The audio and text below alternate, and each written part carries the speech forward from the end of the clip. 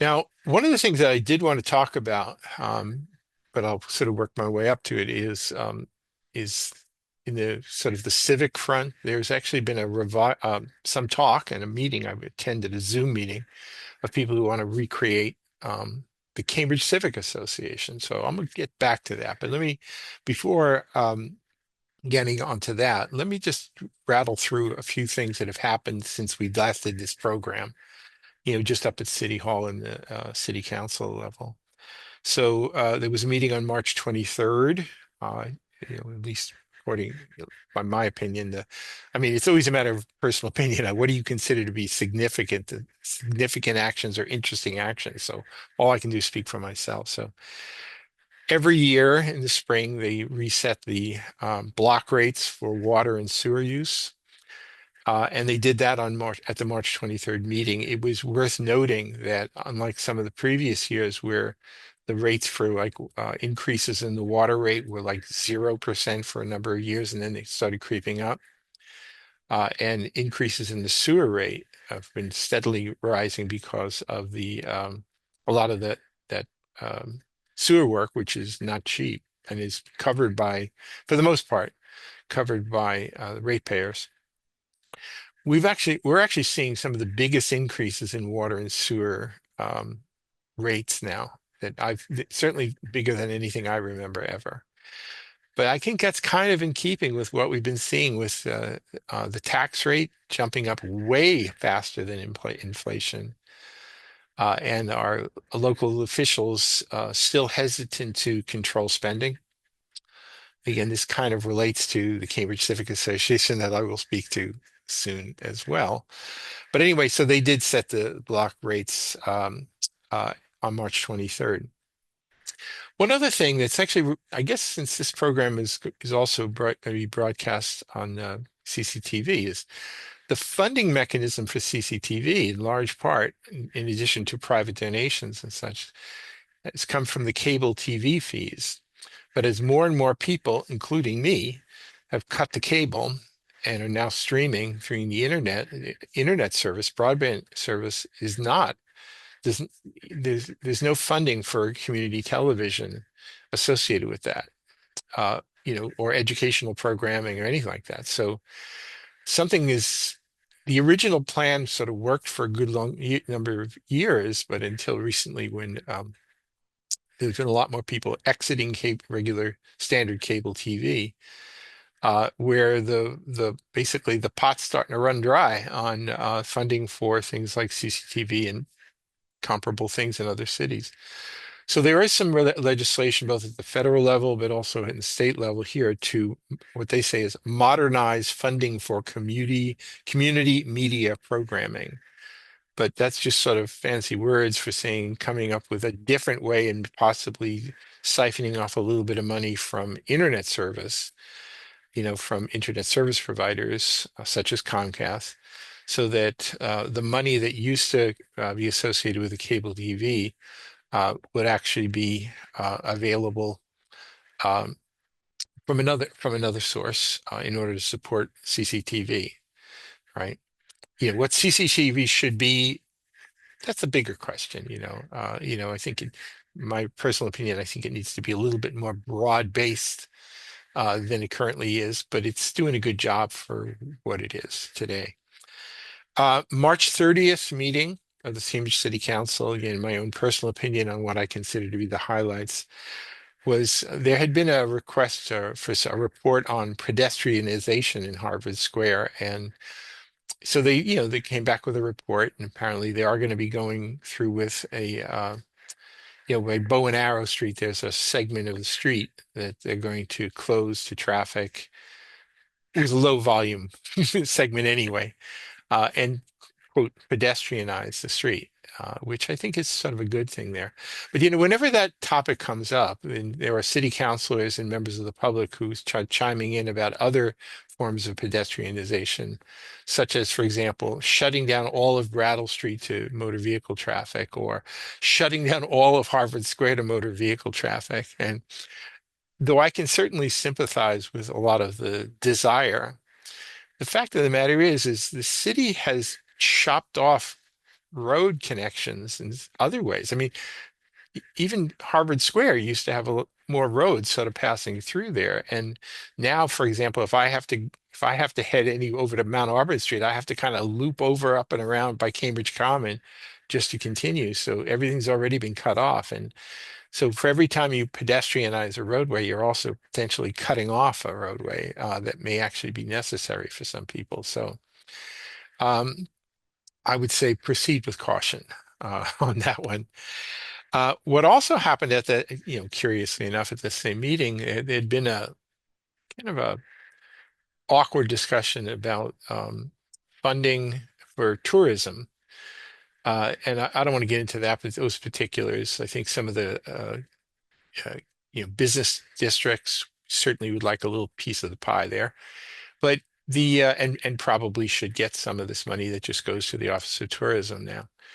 But city councilors simply could not help but comment on the Harvard Square kiosk, which is project. It's really a work in progress because that whole plaza needs to be reconfigured. Is in the process of being reconfigured, but and all the levels changed and whatever. But for reasons that I will never understand, the city contracted with this group called Culture House to curate the Harvard Square kiosk.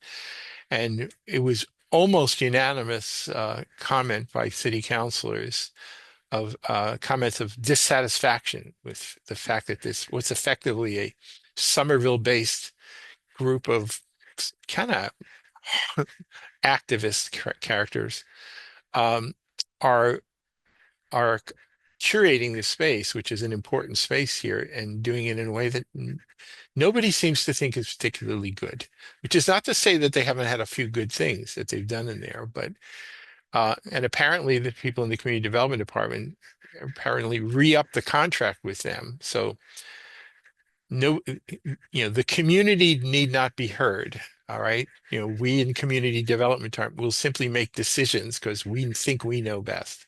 I don't think they know best, and I think some mistakes have been made here. And I have to agree. I'm going to line up with some of the 7 of 9 counselors who basically said this is not good. So hopefully, maybe the next round, when the plaza is all fully fixed up, they can actually make the kiosk space into something a lot more useful and more friendly and more fun than what's there now. All right, which it's really like a dead space right now. So. Briefly, I'll just say that there was just has been happening all around the country. Was some pushback about the introduction of what you call large data centers. Small town USA sometimes gets inundated with these energy hogging uh, um, uh, presence of these large data centers. In the data-driven world of chat GBT and all this other AI stuff here, apparently there's a lot of energy consumption and a lot of just general disruption that can be associated with this stuff. So anyway, so they had a discussion. I thought it was a pretty good discussion, where it was at least acknowledged that the appearance of some of these data centers in Cambridge can have some positive aspects, but also can have some very negative aspects. So it's a good discussion to have, and I'm sure that discussion will continue. The other thing of great significance that happened at the March 30th City Council meeting was that the City Council finally got around to voting on this proposal to triple the resident permit parking fee. Now, as I've said before here and elsewhere, it's not going to break me to go from if I had to go from $25 to $75, or because I'm a senior now, I was paying 0, so now I have to pay 75.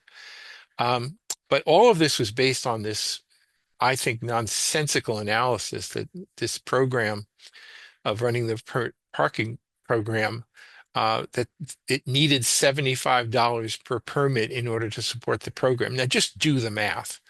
Really, that little sticker here and the program, in order to do that, that's a $75 per sticker administrative cost. I think that's idiotic. Fortunately, City Councilor Tim Flaherty is going to be holding a meeting next week of the Transportation Committee to at least ask some questions about this. I mean, the city council already voted to ask that this tripling of the fee happen anyway. And so I don't know if that's going to change or not, but at least maybe we'll have the satisfaction of listening to the people from our department, what I like to call the Department of Congestion, Obstruction, and Aggravation, aka the Transportation Department, to sort of justify this cost. And I honestly, I'm not expecting honesty at this meeting, but it happens. And finally, in terms of this sort of catching up here, at the April 13th meeting, which was not so long ago, there were some appointments to various boards and commissions. Some people got very, very worked up because Tom Stolman, who was one of our election commissioners, who was completing the term from Victoria Harris, was not reappointed. And people made that out as it was some sort of like terrible, scandalous thing. Tom's a good friend of mine, and would have been nice to see him stay. But city manager saw fit to appoint Sara Rivera as the election commission for a full 4-year term. And Tom basically he put a word out around town saying like, good luck to her. We support her fully. Um, but there is some, I don't know, back and forth from people who somehow think this was done because Tom asked questions that people didn't want to have asked. I don't buy it, but anyway. And the last I'll say about the appointments, they also appointed the bicycle committee and pedestrian committee appointments. Again, nobody ever is going to object to any of these things here, but um, in my view, things like the bicycle committee is basically a highly partisan, non-representative group. I wouldn't say that about the pedestrian committee, but you know, sometimes these advisory committees get treated as though they are somehow regulators who have an absolute right and authority to simply assert their personal desires. Uh, and the city just sort of sits back and says, well, the bicycle committee says do it, so we got to do it. No, I don't think so. Anyway, oh yeah, one last thing here kind of affected, well, maybe once upon a time would have affected me personally, is that there was a city council resolution calling on Harvard administration to end the practice of time caps for non-tenured track teaching faculty. Sort of say, yeah, this is a terrible thing, and then fully support, the union and do all of that. Well, I happen to have been one of those people once upon a time. I was in the Harvard mathematics department, non-tenure track as a preceptor of mathematics from, well, I actually first worked in 1992, but then I was preceptor from 1994 to 2001. And it's 7 years because the time cap was 7 years. So I said, okay, I'll work for Harvard University for 7 years. I enjoyed my time there very, very much. But I never expected it was going to go beyond that. And I thought it was still a pretty good deal. So now some people say that there shouldn't be time caps on these things. But so I have mixed feelings about this. Maybe, just selfishly, it would have been nice if I could have stayed around a few more years. But I also understand how at Harvard and a lot of other places that, you know, their administrations often would simply not tenure people because it was cheaper to keep non-tenured people around for a long, long time. So it was actually the faculty who were the ones who were much behind having time caps for the non-tenure tracks because non-tenure track people because they didn't want them to basically start consuming a bigger and bigger piece of the faculty in the various departments at Harvard and elsewhere. So anyway, if you listen to Cambridge City councilors, you'd think that this wasn't even an issue that this, because it's sort of like, it's more like you can't get me, I'm part of the union. The current thing is you're supposed to just go rah, rah, rah for anything that seems to be related to unionization. But I think it's a much more nuanced discussion that should have taken place. By the way, the graduate students at Harvard apparently, as of this morning, are on strike.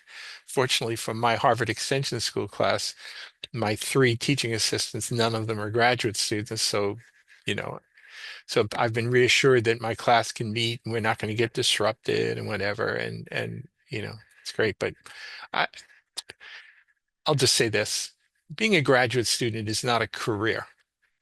you do your time, you move on, and then you get a real job, you know. So this whole notion about treating graduate your time as a graduate student like you were a steel worker or an auto worker is has always struck me as somewhat ridiculous. Um, so anyway, I think that's oh yeah, one last little thing before I pivot to my last little topic here, which is that uh, so a year or so ago, there was a close city council vote uh, calling upon the traffic department to move Garden Street, which had been turned into a one-way street because of the bicycle configurations, to restore two-way traffic, which would have some downsides but some upsides.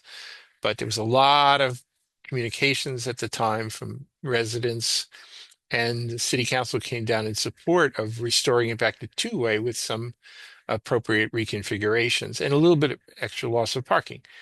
Um, so anyway, two city councilors put in an order at the last meeting calling to saying let's just reverse that and keep it as it is and go back on the reconfigurations. Tim Flaherty exercised his charter right, saying like this matter has already been decided, and you shouldn't be just going back and just flip-flopping things, especially things like road configuration, so quickly. But anyway, so that'll come up at the next meeting of the Cambridge City Council, which I believe is this coming Monday.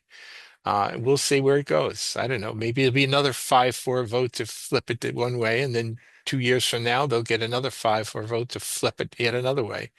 You know, personally, I just think they should have left Garden Street the way it was before all of this reconfiguration, because it was always a quiet street and it was always safe for cycling without any of the bike lanes. And honestly, the whole reconfiguration was more about turf than it was about safety. But again, just one man's just one man's opinion. All right. So the last thing I wanted to talk about here, in my time here, is that we had actually a gathering on the Zoom last week of a few people who were talking about re-establishing the old Cambridge Civic Association. Now, for those who don't know, Cambridge Civic Association was formed in 1945 and existed, at least on paper, till about approximately 2003. I had some history with it, both as a board member from 1991 to 93 or thereabouts. And then I bolted and ran as a candidate in 1993 opposite the CCA.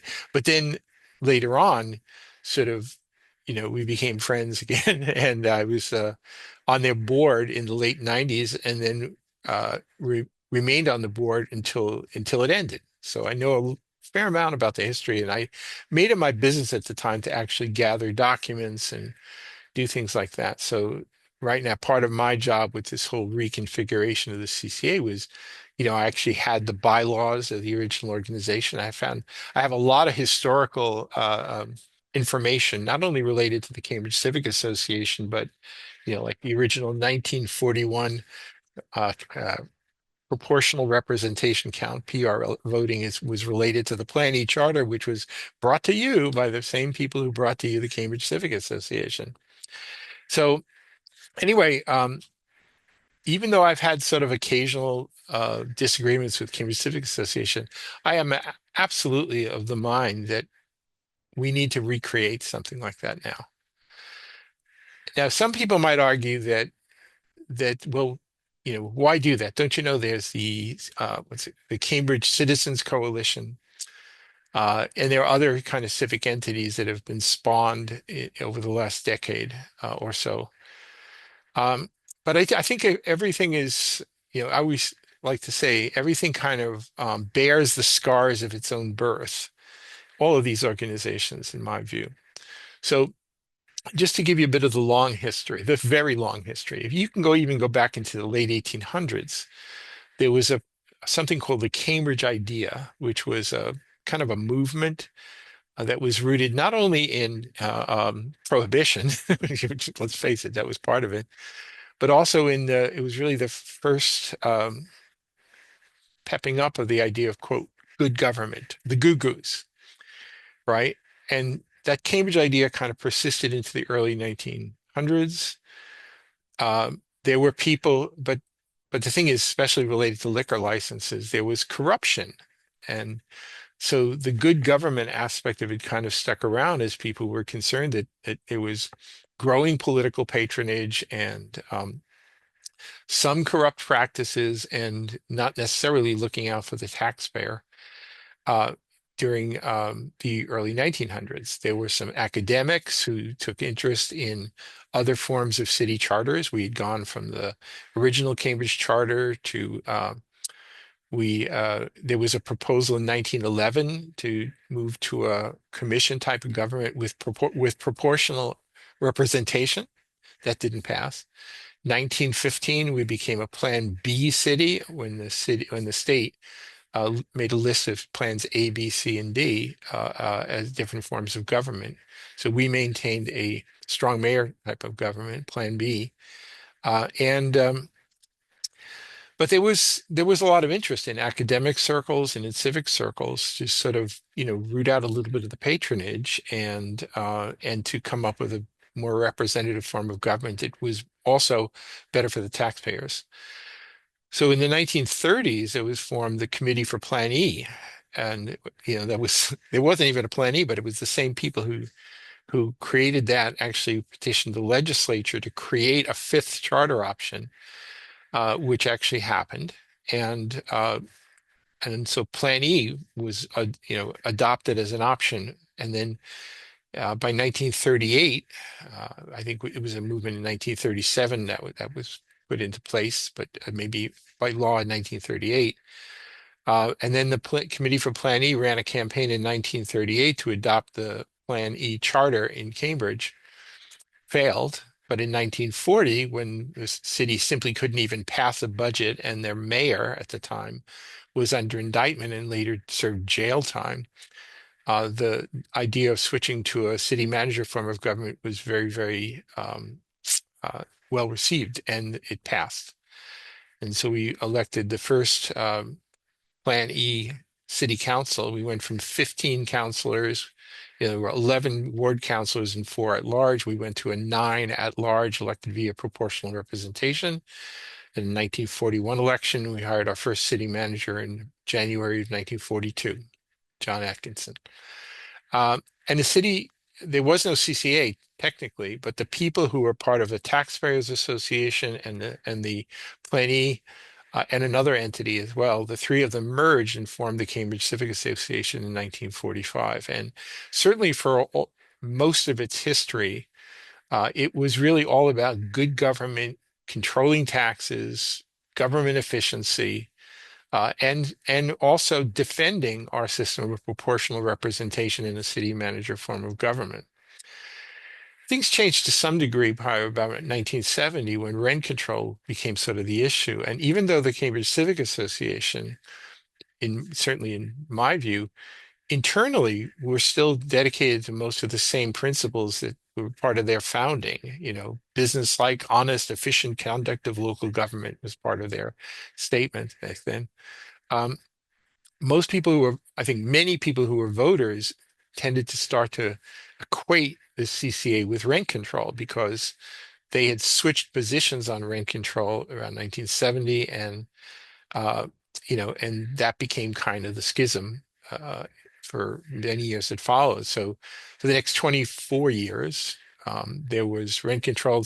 Most people, like when I first got here, I sort of, CCA, they're the ones who support rent control. But then question 9 happened in 1994, ballot question that abolished rent control across Massachusetts. And then, so in early 1995, there was a rapid phase out of rent control. And because the CCA had become so identified with rent control, there were some people who were trying to turn it into just an anti-development organization, but that didn't really succeed. So when I was in my last stint with CCA, watching it kind of go away, it's continued to even endorse candidates up until about 2003, right? So over the last few days, I've been rediscovering a lot of my documents and putting them online. I'm not necessarily going to switch over to show them to you now, right? But they're up on the resources that I'm using for this program. And uh, anyway, it just sort of went away. But then, you know, nature abhors a vacuum, and by 2013, there were some independent candidates who were just creating their own sites because it was effective to do so, in case for city council, not necessarily for school committee. And then there was a proposal, I think it was from Ken Reeves when he was mayor. There was a study that would propose a lot of new housing in and around Central Square, kind of interesting in retrospect. And then a group of neighbors from Essex Street sort of rose up in opposition and wanted to actually downzone Central Square. That became kind of a nucleus. Those people became the Cambridge Residents Alliance. And then the Cambridge Residents Alliance, which began as sort of anti-development or controlled development, was then countered by a group of people got together to sort of say, no, no, no, we believe in transit-oriented development. And they became later morphed into a better Cambridge, which is now just really sort of just build, build, build, no matter what. So it's kind of lost its mission to some degree. But because it was pushing I hear and just ignoring things like historic preservation concerns, and there was a lot of concerns about overdevelopment, then that spawned the group that's called itself Cambridge Citizens Coalition, and they were going to run candidates in elections. What I'm only going to make here is that this has basically been sort of a reaction, one reactionary movement after another, starting at Essex Street, leading to ABC. ABC then spawns Cambridge Citizens Coalition. Honestly, single issue politics has not been good for the city. You can throw in the Cambridge bicycle safety people as well as being people just dedicated to one city. Nobody's been doing a kind of more broad-minded civic entity, what I like to call civic infrastructure. Nobody's been doing that really. Nobody's when it matters of school budget is like a third of the whole city budget, right? Who's talking about the schools? Who's looking at a lot of these things from a civic point of view? They're all like, it's all like one-off. So I'm actually thoroughly supportive of the recreation of the Cambridge Civic Association at this point. And as I say, I've just meeting with a few people here. I don't want it to be super political right away. If it wants to be political, let people do that. But I'm not interested in the political aspect of it all. I just think that with rising tax rates right now, and with some of the initiatives of our current city council, there's actually every reason to believe that they're going to start jacking things up even more and more and more. That I think it's sort of basically we're having another kind of 1930s moment and early 1940s moment where maybe we have to actually start being greater watchdogs for what the city's up to, what city council is up to. I like to say I feel in some respects like I've been sort of carrying the torch of the CCA for the last 25 years, and being a bit of a watchdog. But honestly, it's kind of backbreaking at times, and it kind of I would welcome some company. And so I think this would be great. More to follow. I don't think I want to belabor the point of who's involved just yet. I'm sure there'll be press releases and what have you, but I think this is a good thing. I think it's a necessary thing. And unless a bunch of wackadoodles start moving in and making the place hostile, I think I want to embrace it and be part of the revived Cambridge Civic Association and do what I can to try and uh, model it based upon the CCA of 1945 as opposed to the CCA of 1995, you know, and to basically you know provide a framework through which good citizens can actually not just be driven by single issue politics and to actually just sort of be better citizens just generally. So anyway, perhaps I'll just leave it at that. So stay tuned. And if anybody has any questions about the potential of a new Cambridge Civic Association, you can give me a shout and I can connect you to some other people. But I think this is a good thing and very, very timely that we're moving in this direction right now. So anyway, I think I'll kind of wind it down on that note here and hope to see you soon on Cambridge Inside Out.